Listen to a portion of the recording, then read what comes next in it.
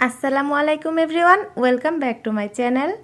Pudding খেতে কে না পছন্দ করে, আর সেটা যদি হয় চকলেট পুডিং, তাহলে তো কোনো কথাই নেই। চকলেট পুডিংটা অনেকেই পারফেক্টভাবে বানাতে পারে না। আজ আমি কিছু টিপস অ্যান্ড ট্রিক্স শেয়ার করব, যাতে চকলেট পুডিংটা আপনারাও পারফেক্টভাবে বানাতে পারেন। তো চলুন রেসিপিটি দেখে নেওয়া যাক। প্রথমে দুধটাকে জাল করে নিব। পুডিং তৈরির জন্য এখানে আমি নিয়ে নিয়েছি 1.5 কাপ গরুর দুধ। আপনারা চাইলে যে কোনো প্যাকেটের দুধ দিয়েও করতে পারেন, সেক্ষেত্রে ফুল ক্রিম দুধটা নিতে হবে। এখন দিব 1/4 কাপ চিনি। আমি যে পরিমাণে চিনিটা নিয়েছি এটাই মিষ্টিটা পারফেক্ট হবে। আর আপনারা যদি পুডিংয়ে মিষ্টিটা কম পছন্দ করেন, তাহলে এখান থেকে আরও কিছুটা কম ব্যবহার করবেন। অনেক সময় দুধটা ভালো করে জাল করা হয় না, সেজন্য কিন্তু পুডিংটা পারফেক্ট হয় না। একটি পারফেক্ট পুডিং তৈরি করার জন্য কিন্তু দুধটা অবশ্যই পারফেক্টভাবে জাল করা প্রয়োজন। দুধটাকে একটু নেড়ে চেড়ে চিনিটাকে গলিয়ে নিব। আমার চ্যানেলটিতে যদি নতুন হয়ে থাকেন, ভিডিওটি ভালো লাগলে আমার চ্যানেলটি সাবস্ক্রাইব করে পাশে থাকা বেল আইকনটি ক্লিক করে দিবেন। তাহলে নতুন কোনো রেসিপি আপলোড দেওয়ার সাথে সাথেই পৌঁছে যাবে আপনার কাছে নোটিফিকেশন। ভিডিওটি ভালো লাগলে একটি লাইক দিবেন। 1.5 কাপ দুধকে কিছুক্ষণ জাল করে নেওয়ার পর এখন এখানে আনুমানিক 1 কাপের চেয়ে কিছুটা বেশি হবে দুধ আছে। চুলাটা এবার অফ করে দিব, দুধটাকে ঠান্ডা করে নিব। এবার পুডিং তৈরির দ্বিতীয় স্টেপে যাচ্ছি।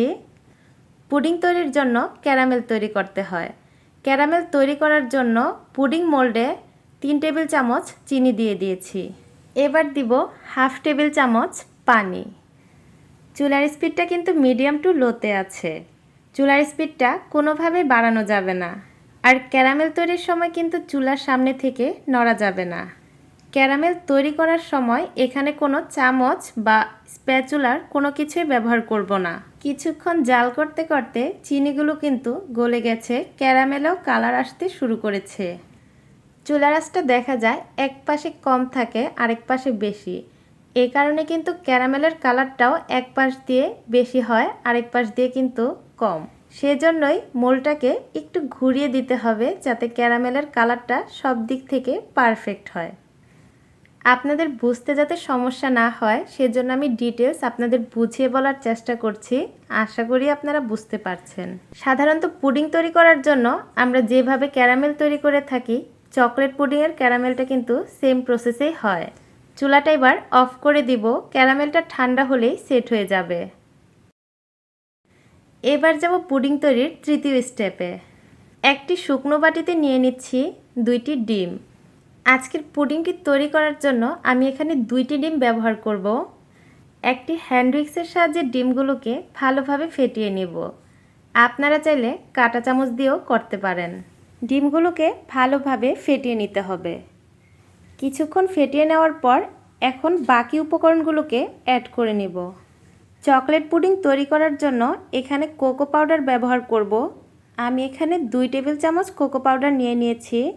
পুডিংয়ের ভালো টেস্ট পেতে অবশ্যই ভালো মানের কোকো পাউডার ব্যবহার করবেন।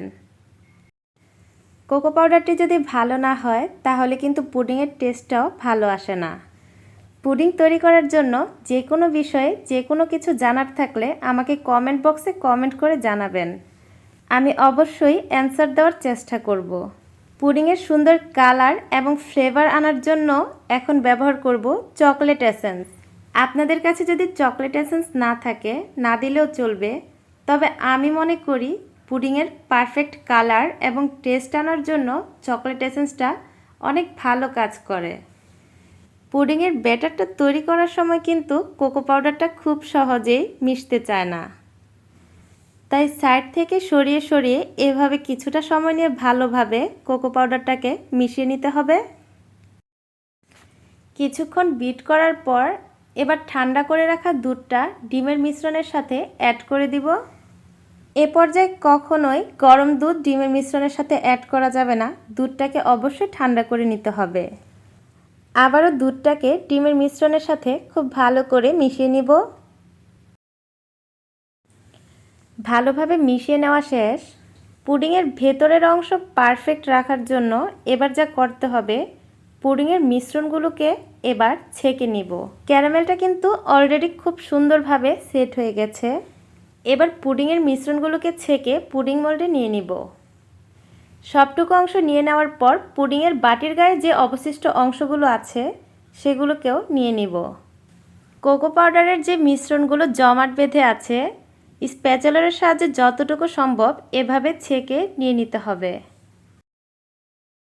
এবার হ্যান্ড উইক্সের সাহায্যে খুবই আলতোভাবে উপর দিক থেকে নেড়ে এভাবে মিশিয়ে নিতে হবে। পুডিংয়ের মিশ্রণটি তো রেডি, পুডিংটাকে এবার বেক করে নিব। পুডিংটা যেহেতু চুলায় বেক করব, চুলায় একটি হাঁড়ি বসিয়ে পরিমাণ মতো পানি দিয়ে নিয়েছি। হাঁড়ির ভিতর একটি স্ট্যান্ড রেখেছি। স্ট্যান্ডের উপর এবার পুডিংয়ের মোল্ডটি বসিয়ে দিব। একটি ঢাকনা দিয়ে পুডিংয়ের মোল্ডটি ভালোভাবে ঢেকে দিতে হবে। এর উপর একটি ফাড়ি কিছু দিতে হবে যাতে পানিটা বলক চলে আসলে পুডিংয়ের মোল্ডটা নড়াচড়া করতে না পারে। পুডিং তৈরির জন্য হাঁড়িতে কী পরিমাণ পানি নিয়েছি সেটা আপনাদের দেখাচ্ছি। স্ট্যান্ডের উপর পুডিংয়ের মোল্ড রাখার পর কিন্তু পুডিং মোল্ডটা অর্ধেক পানিতে ডুবে আছে। এ পরিমাণে পানি নিতে হবে, কখনোই এর চেয়ে বেশি পরিমাণে পানি দেওয়া যাবে না। পুডিংটা হতে প্রায় 20 মিনিট সময় লাগবে। এর মধ্যে যদি পানিটা কমে যায় তাহলে আরও কিছুটা পানি দিয়ে নিব। 20 মিনিট পর চুলাটা অফ করে দিয়েছি। পুডিংটা এবার হয়ে গেছে। পুডিংয়ের উপর থেকে ঢাকনাটা সরিয়ে পুডিংটাকে চুলা থেকে নামিয়ে নিব। পুডিং তৈরি করার জন্য এর চেয়ে বেশি সময় নিয়ে কখনো পুডিং বেক করতে যাবেন না, তাহলে পুডিংটা পারফেক্ট হয় না। অতিরিক্ত বেক করার কারণে পুডিংয়ের মাঝে কিন্তু একটা ছিদ্র ভাব চলে আসে। পুডিংটাকে সম্পূর্ণ ঠান্ডা করে নিয়েছি। এবার একটি ছুরির সাহায্যে পুডিংয়ের সাইডটাকে মোল্ড থেকে ছাড়িয়ে নিব। এবার পুডিংটাকে মোল্ড আউট করে নিব। আমার চ্যানেলে অনেকগুলো পুডিংয়ের রেসিপি আছে, আপনাদের সুবিধার্থে আমি লিঙ্কগুলো ডেসক্রিপশন বক্সে দিয়ে রাখবো। আপনাদের প্রয়োজন হলে আপনারা দেখে নিতে পারেন। পুডিং তো এবার রেডি। আমি আমার পছন্দ অনুযায়ী পুডিংটাকে কেটে নিয়েছি। আপনারা আপনাদের পছন্দ অনুযায়ী কেটে নেবেন। রেসিপিটি ভালো লাগলে একটি লাইক দিবেন। ভিডিওটি দেখার জন্য অসংখ্য ধন্যবাদ।